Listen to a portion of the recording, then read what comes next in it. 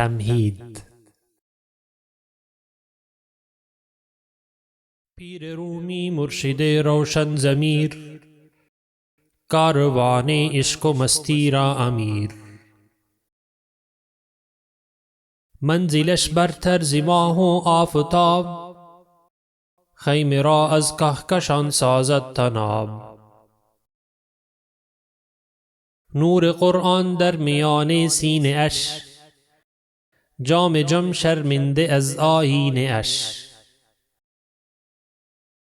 از نی آن نی نواز پاکزاد، باز شوری در نهاد من فتاد.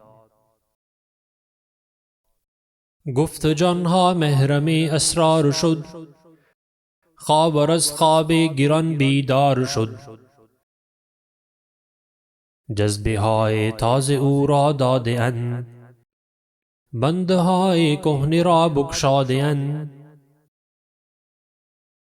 جستوی دانای اسرار فرنگ، کس نکو ننشست در نار فرنگ.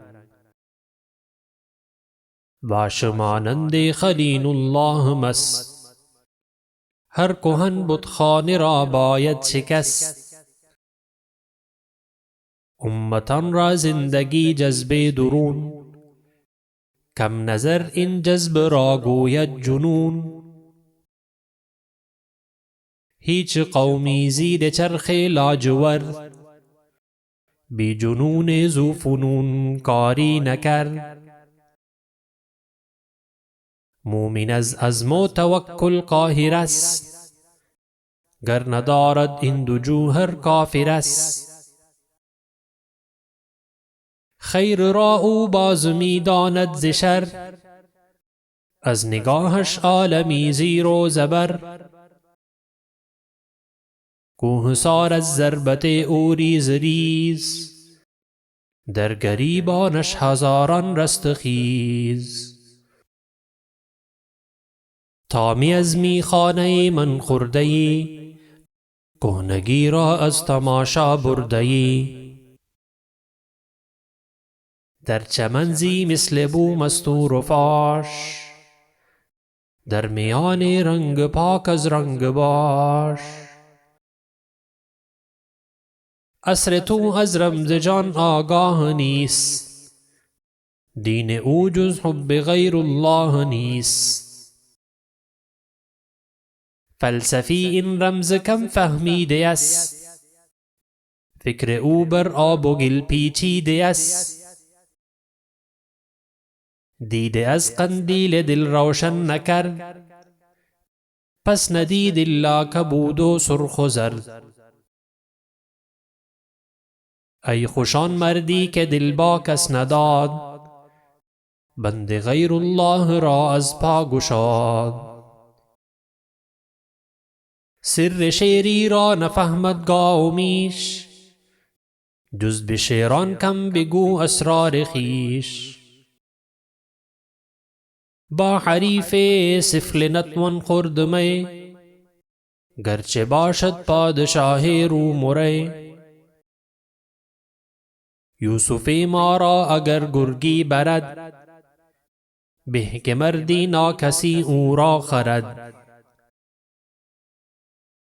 اهل دنیا بی تخیل بی قیاس، بوریا بافان اطلس ناشناس. آجمی مردی چه خوش شعری سرود، سوزد از تاثیر او جان در وجود. ناله عاشق به گوش مردم دنیا، بانگ مسلمانی و دیار فرنگ است. معنی دین و سیاست بازگویی، اهل حق را زند و حکمت بازگویی. غم خور و نان غم افزاین مخور، زانکه عاقل غم خورد کودک شکر.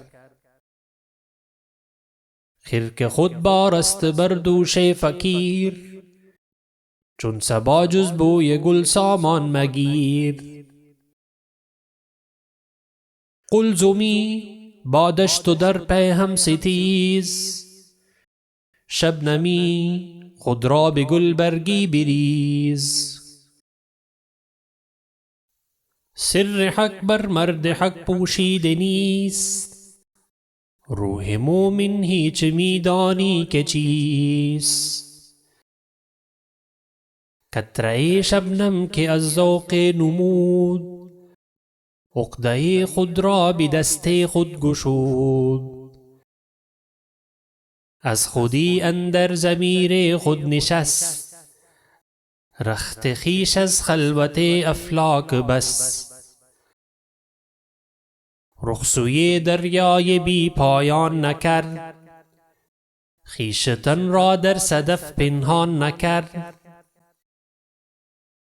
اندر آغوش سحر یکدم تپید، تا به کام غنچه نورس چکید.